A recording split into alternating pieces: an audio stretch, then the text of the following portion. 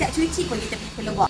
Kak abang, kalau kita guna polyester, lepas habis cuci mesti akan meninggalkan kesan yang tak baik. Lepas tu tinggal lubang-lubang. Itulah punca bakteria nak mengumpul. Kalau kata awak dapatkan pelembab daripada Hutan King ni, bau pun wangi, cuci pun selamat dan boleh guna untuk next time juga tau. Jadi kalau akak berminat nak dapatkan pelembab ni, boleh dapatkan dengan Hutan King sekarang. Kita jumpa lagi untuk the next video. Bye.